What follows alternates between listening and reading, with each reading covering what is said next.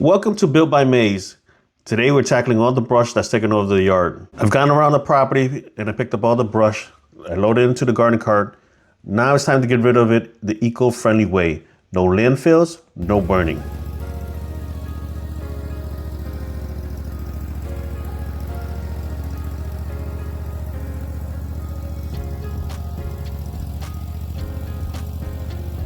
This is a 3-inch chipper shredder with a 7 horsepower Kohler engine on a pneumatic tire. It's compact, it's easy to store, and small enough to tow with a mower. Perfect for small to medium jobs.